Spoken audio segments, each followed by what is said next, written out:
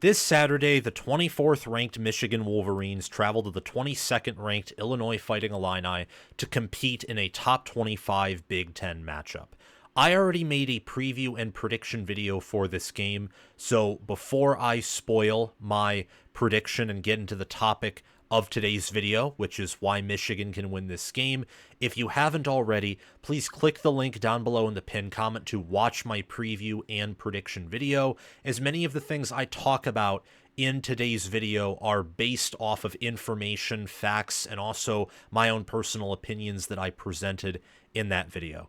And please hit the subscribe button and click the notification bell so that you can get notified when I release a video talking about why Illinois can win this game. For bigger matchups in the Big Ten or nationally, I like to make multiple videos talking about a singular game, talking about the different angles, different points of analysis, and I love it because who doesn't love college football and who doesn't love talking about it? But the topic for today's video is why Michigan can beat Illinois. I picked Illinois to win this game. I already gave you the spoiler alert, so if you didn't want to hear that, too bad. I picked Illinois to win 30-24, covering the 3-point Michigan spread, obviously. If the underdog wins, they're also going to cover. The line's actually jumped up on ESPN to Michigan minus 3.5. I think a lot of people like Michigan here, and I said in my preview and prediction video that conventional wisdom, I think, especially when you relate it to Big Ten conventional wisdom, favors Michigan. And we're going to talk about why that is, as I give you 5 reasons why Michigan can win this game and get their second ranked win of the season. USC at the time was top 15, but they're already unranked now. I think they're now underrated. Well, at the time they were probably overrated, but it would be another good win for Michigan, and they've already had one of those. But they need this game here badly to keep their season alive. Before I give you these reasons, please hit the subscribe button, hit the notification bell, like this video, share it around, comment 5 reasons, or at least 1 reason if you can, why Michigan can win this game, why you can see them winning even if you don't have them picked, and also check out the Discord server via the link in the description or down below in the pinned comment so that you can talk with others and occasionally myself about college football on our own time, which is beautiful. And if you haven't already, check out the Patreon page and merchandise store if you want to support the channel monetarily, or you can give a super chat. But let's jump in and discuss reason number 1, which is Michigan's elite defensive line and the pass rush mismatch they have over Illinois. Michigan right now is only allowing 76.3 yards per game, only allowing opponents to average 2.9 yards per carry. And they have a 5.56 sack percentage, which means on a little over 5% of their opponents' dropbacks, they get to the quarterback, and they have 15 total sacks from the defensive line. Michigan's defensive line is not helped out by the linebacker core or by the secondary, who have taken massive steps back from their 2023 counterparts, where they had one of the better linebacker rooms in the country, probably had the best or at least a top 2, top 3 secondary, along with having the nation's best overall defensive line. This season, they may have the best overall defensive line. I've kind of gone back and forth with them, Ohio State and Penn State. Ohio State and Penn State looked disappointing. Last week, Michigan had a bye, and a lot of defensive lines, I think, kind of were exposed in that week of football. Michigan was outside of the top 10, even top 20 for several weeks in rushing defense. They're now 3rd in opponent rushing attempts per game, 4th in opponent rushing yards per game, 3rd in rushing first downs allowed per game, 6th in opponent yards per rush attempt allowed. And Woody Marks and USC, they're actually able to run the football now. So that win over USC and the performance they had on the ground actually looks impressive. Texas has done a better job against opponents running the football than they did against Michigan. Same thing with Minnesota, obviously. This Michigan run defense is legit.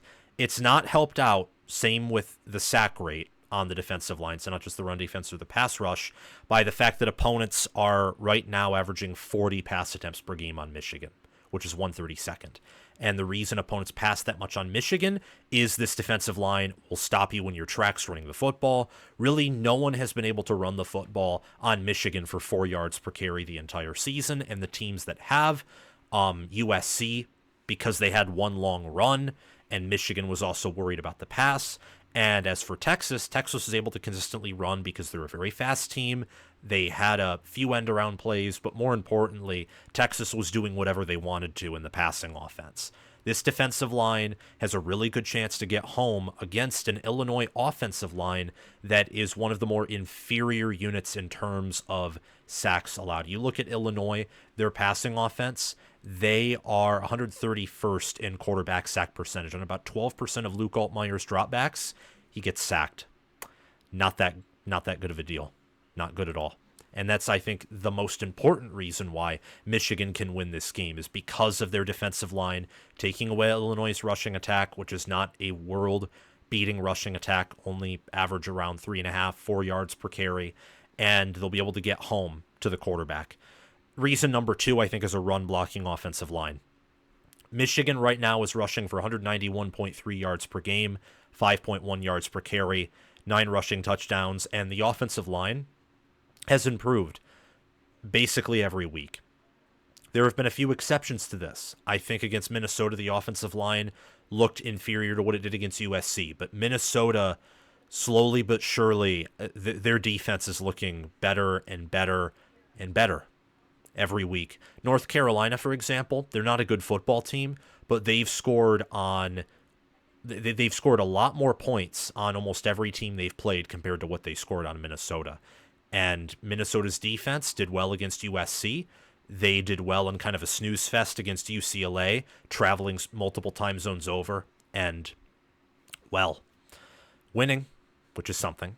All I'm trying to say here is that progress for this offensive line has actually been linear, which is typically not the case. Typically, progress is not always linear, but this group is young. In my opinion, this group on the offensive line reminds me a little bit of Alabama's last year, where they were very young. Toward the end of the year, they were elite in run blocking. They were never quite there in pass blocking, which is why I'm listing this offensive line as a run blocking offensive line, at least as it relates to this offensive line helping Michigan. I don't think the O-line will help Michigan win in pass block. I could be wrong, but I think they'll help Michigan win running the football.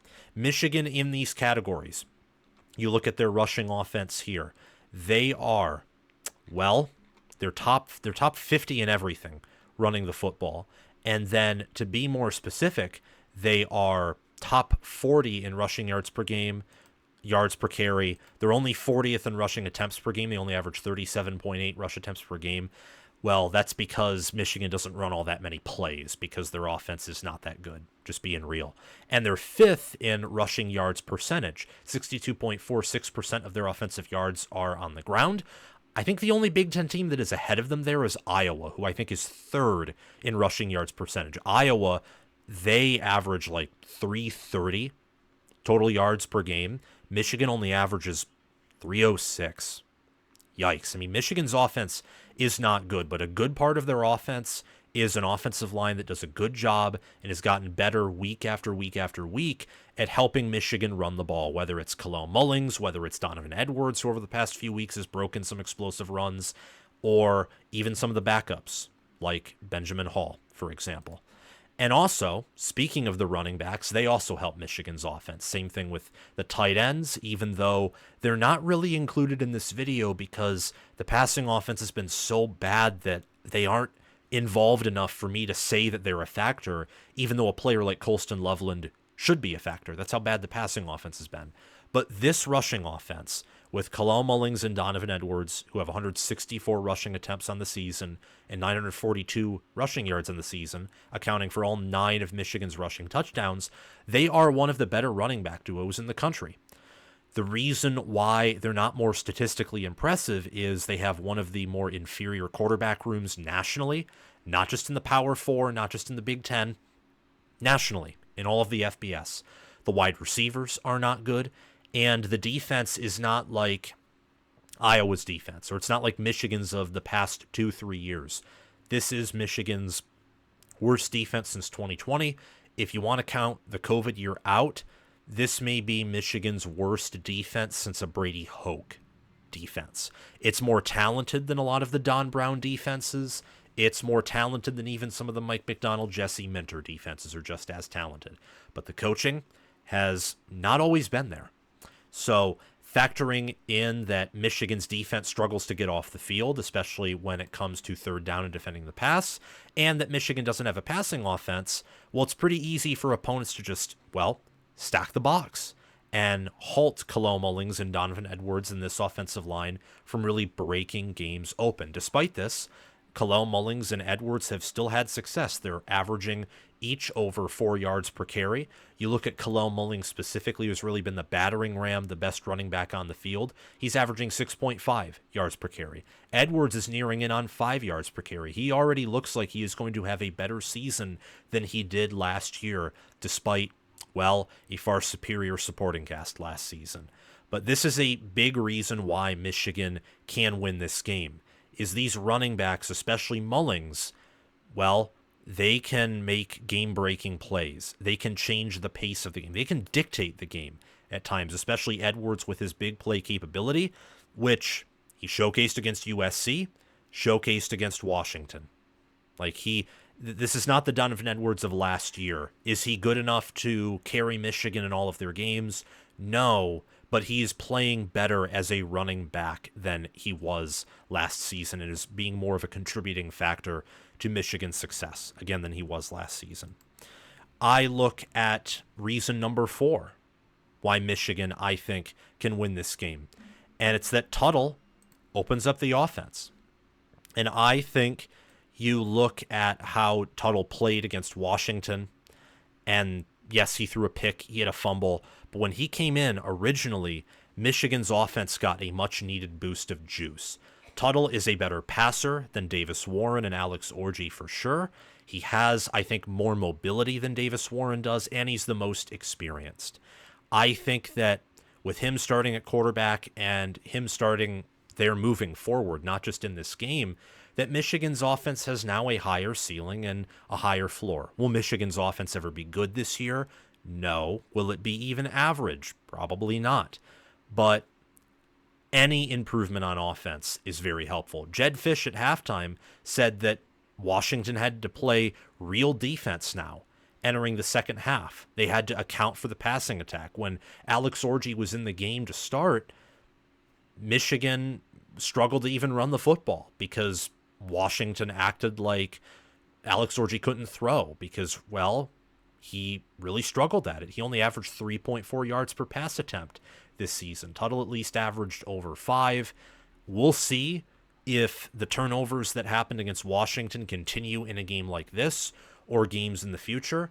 But I think he opens up the offense a little bit. And that, I think, while not as big of a reason as the defensive line, the offensive line, the running back room, really Michigan's trench play overall, rush offense, run defense, it is a reason. Because it'll be easier to get the ball to Colston Loveland, Samaj Morgan, and Tyler Morris with Jack Tuttle at quarterback as compared to Alex Orji.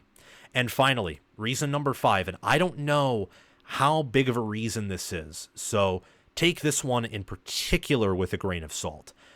Michigan, when you look at Illinois' opponents that they've played so far this season, Illinois has played Kansas. We're only talking about the Power 4. Kansas. They have played Nebraska. They have played Purdue. They have played Penn State. Out of all of those teams, Michigan, in terms of the amount of NFL talent on their roster and the upside that they have and the depth that they have, probably profiles the closest to Penn State or Nebraska. They're obviously better than Purdue and better than Kansas. Michigan is.